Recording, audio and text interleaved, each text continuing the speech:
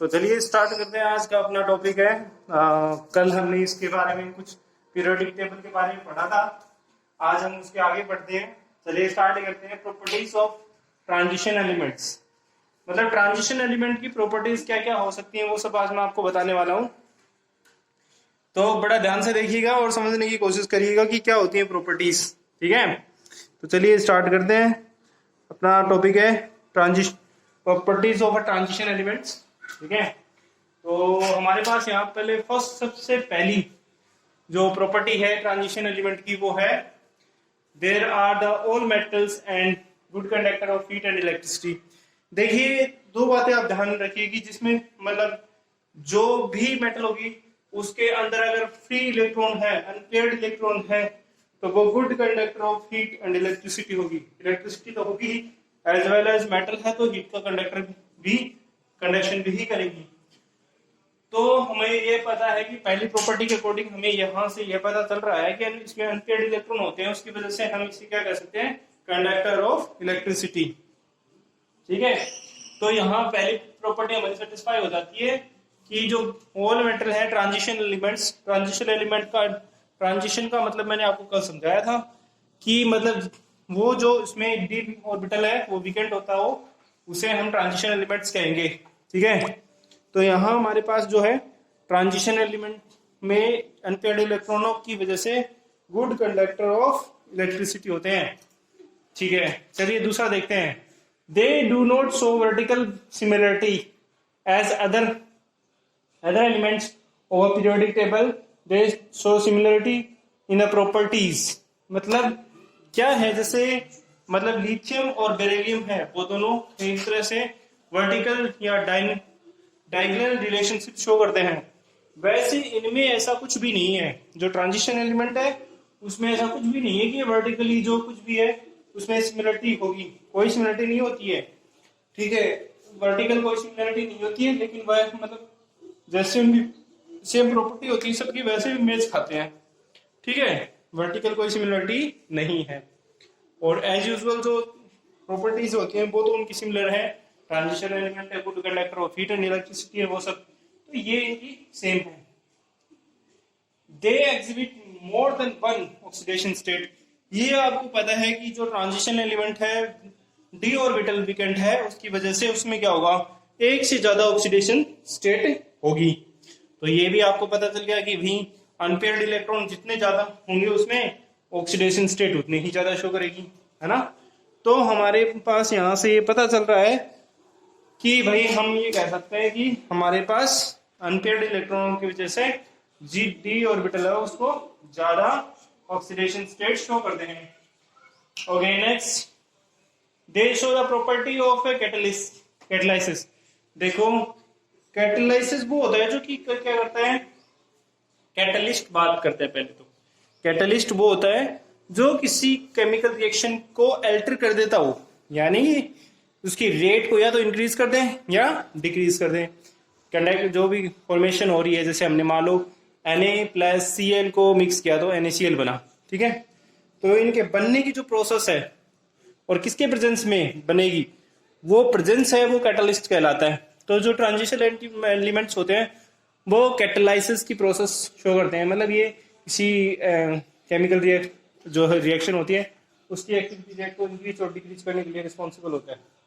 Okay, चलिए आगे देखते हैं। They form the complex compounds, मतलब पीछे हमने कोऑर्डिनेशन कंपाउंड पढ़ा था तो उसमें लगभग हमें पता चला कि जितने भी हमने कॉम्प्लेक्सेस पढ़े थे उसमें डी ऑर्बिटल का तो बहुत ज्यादा जिक्र आया था, है ना, चर्चा हुई थी। तो वो ज्यादा डी ऑर्बिटल आने उसमें आया, तो ये हम कह सकते हैं कि कॉम्प्लेक्स कंपाउंड हमारे पास बनाने में कौन मदद करता है, डी ऑर्बिटल ही मदद करता है। तो यहां से हमें ये पता चला कि जो भी डी ट्रांजिशन एलिमेंट होते हैं वो कॉम्प्लेक्स कंपाउंड बनाते हैं। दे फॉर्म कलर्ड कॉम्प्लेक्सेस, या ठीक है।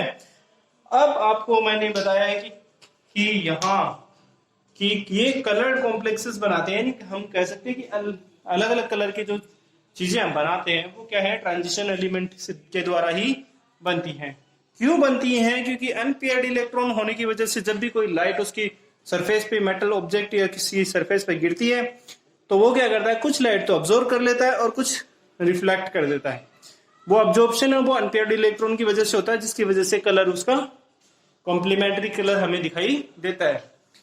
कई बार देखते हैं कि हमारे पास जो है ऑब्जेक्ट है, देखिए सबसे बेस्ट एग्जांपल मैं आपको देता हूं, जैसे कई बार रेड एप्पल होता है और उसको अगर धूप में रख के देखते हैं तो वो ग्रीन कलर का या ब्लू कलर का दिखाई देने लगता है, क्योंकि वो रिफ्लेक्ट जो लाइट एब्जॉर्प्शन और रिफ्लेक्शन की वजह से ऐसा होता है।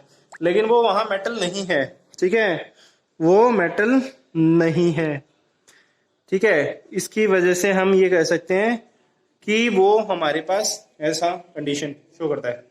ओके, चलिए आगे देखते हैं, आगे जल्दी से डिस्कस कर लेते हैं आगे की प्रॉपर्टीज। तीन हो गई, फिर आता है दे फॉर्म्स कॉम्प्लेक्स कंपाउंड, हो गया कॉम्प्लेक्स कंपाउंड, ये कलर्ड आयन है देते हैं, ये भी हो गया। फिर आता है दे शोज द पैरामैग्नेटिज्म। देखो पैरामैग्नेटिज्म क्या है, ये मतलब यहाँ ये कह सकते हैं कि पैरामैग्नेटिज्म जो अनपेयर्ड इलेक्ट्रॉन प्रेजेंट होते हैं उसकी वजह से पैरामैग्नेटिज्म शो करता है। जिसमें भी जितने भी अनपेयर्ड इलेक्ट्रॉन प्रेजेंट होंगे उसकी वजह से पैरामैग्नेटिज्म शो होता है। Okay, they form interstitial compounds, मतलब हमने फर्स्ट चैप्टर में पढ़ा था कि जो भी चीजें होती हैं वो ये जो होते हैं वो इंटरस्टिशियल कंपाउंड्स बनाते हैं, ठीक है। तो इंटरस्टिशियल कंपाउंड्स बनाएंगे ये।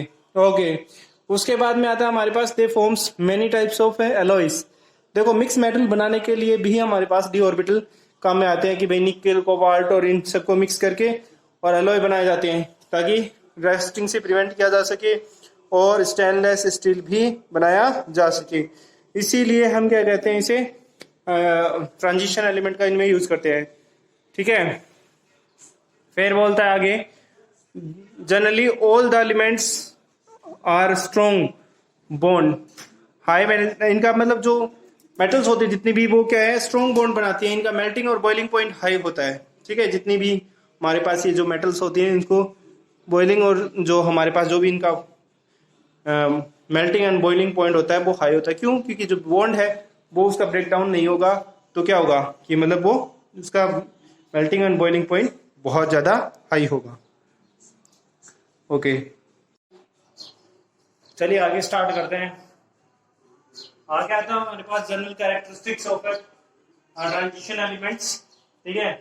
और फर्स्ट 3D सीरीज, देखिए इसके बारे में हम स्टार्ट करते हैं। ये चीजें आपको पहले पढ़ी हुई हैं और ज्यादा डिफिकल्ट नहीं है, तो हम डिस्कस करते हैं। सबसे पहले हमारे पास आता है एटॉमिक और आयनिक रेडियस।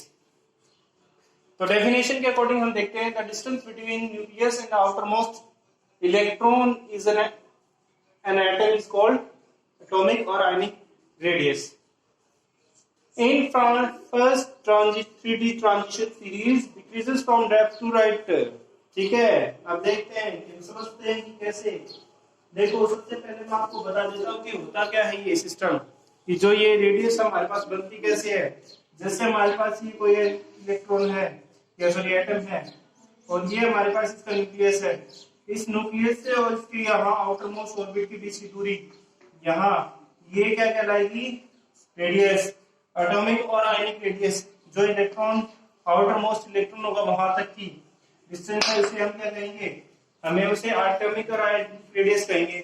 अब इसको ये कह रहा है कि लेफ्ट से राइट की तरफ जाएंगे तो डिक्रीज होगा। अब ऐसा क्यों होगा? क्योंकि पता है आप लोगों को, अगर मैं बात करता हूं किसकी, मान लो 21 पे स्कैंडियम आता है और 30 पे जिंक आता है, तो हमारे पास लास्ट जो इलेक्ट्रॉनिक कॉन्फ़िगरेशन होगा उसमें अगर हम बात करेंगे तो आर्गन तक तो मान लो हमारे पास 80 हो गए, ठीक है। और फिर हमारे पास आ जाते हैं एस में, ये गड़बड़ हो गया, चौक टूट गया।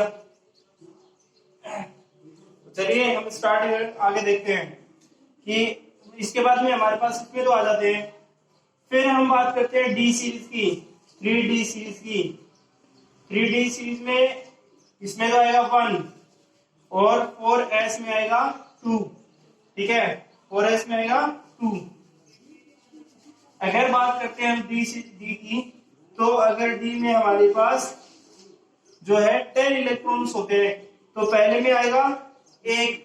फिर अगर हम 22 पे बात करेंगे तो 2 आ जाएगा, ऐसे 3 4 5 6 7 8 9 और 10। जैसे जैसे नंबर ऑफ इलेक्ट्रॉन्स के अंदर बढ़ते चले जाएंगे, इफेक्टिव न्यूक्लियर चार्ज है वो भी उसके अंदर बढ़ता चला जाएगा। इसकी वजह से लेफ्ट टू राइट जाएंगे तो क्या होगा, देखो the amount the decreases from left to right. जैसे अगर जाएंगे तो ये क्या हो जाएगा, अगर इलेक्ट्रॉन बढ़ेंगे तो इफेक्टिव न्यूक्लियर चार्ज बढ़ेगा और ये कंप्रेस होना स्टार्ट हो जाएगा। पहले इसकी साइज बड़ी होगी क्योंकि लास्ट ऑर्बिट में एक इलेक्ट्रॉन होगा, लेकिन जैसे जैसे इसको 10 इलेक्ट्रॉन मिलते चले जाएंगे तो इसकी साइज कंप्रेस होती चली जाएगी और ये क्या हो जाएगा, छोटा हो जाएगा। तो इसीलिए हमारे पास एटॉमिक और आयनिक रेडियस को मैंने बताया कि जो हमारे पास जो उसका न्यूक्लियस होता है और उस न्यूक्लियस से उसके आउटर ऑर्बिट तक की जो डिस्टेंस होती है उसे हम एटॉमिक रेडियस कहते हैं। और रीजन मैंने आपको पहले बता दिया है कि क्यों वो मतलब लेफ्ट टू राइट डिक्रीज होती है। तो दोनों बातें मैंने आपको बता दी हैं, लेफ्ट टू राइट डिक्रीज होने का और एटॉमिक रेडियस जो है उसकी डेफिनेशन। आगे आता है हमारे पास आयनाइजेशन एंथैल्पी या एनर्जी। मैंने लिखा नहीं है यहाँ, मैं लिख देता हूं एनर्जी, ठीक है, एनर्जी। ये हमारे पास आयनाइजेशन एनर्जी है। आयनाइजेशन एनर्जी क्या होती है, एक आइसोलेटेड गैसियस एटम के अंदर से इलेक्ट्रॉन रिमूव करने के लिए जो इलेक्ट्रॉन एनर्जी रिक्वायर्ड होती है हमें, उसे हम आयनाइजेशन एंथैल्पी कहते हैं। ये आप लोगों को बहुत अच्छे से पता है सबको, ठीक है, बहुत अच्छे से जानते हो कि ये डेफिनेशन बहुत ही सिंपल है, ठीक है। देखिए, the amount of energy required to remove loosely bound electron from the isolated gaseous atom is called ionization energy.